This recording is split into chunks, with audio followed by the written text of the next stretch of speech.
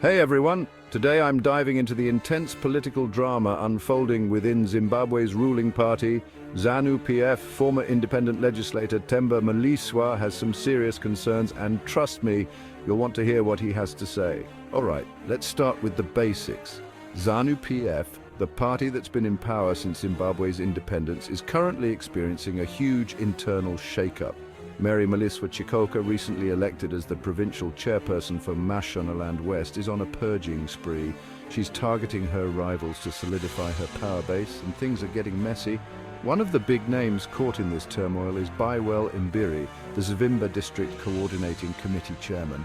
He backed a losing candidate in a recent election, and now is facing accusations of incompetence, disloyalty, and abuse of power.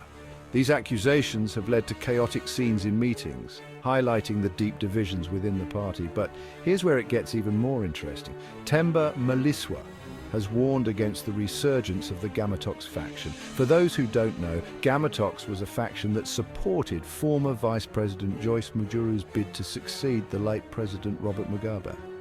They were purged from the party, but now they're making a comeback, and Mliswa sees this as a significant threat. Mliswa stresses the need for President Emerson Mnangagwa to prioritize party unity to counter this threat and maintain ZANU-PF's dominance. The resurgence of Gamatox exposes lingering loyalties to figures and ideologies opposed to the current leadership. This internal discord is a challenge to Mnangagwa's authority and the party's stability. And if that's not enough drama for you, there's also a public exchange of accusations involving Mashonaland West Chairman Themba Mliswa and Information Minister Jonathan Moyo. Mliswa has refuted allegations of being a CIA operative and instead accused Moyo of the same.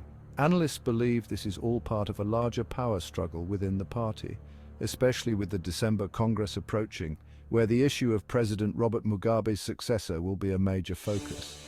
Themba Mliswa's warning isn't just about internal party politics. He's urging ZANU-PF youth chairperson Tinamuda Machakaire to focus on his duties and avoid divisive politics.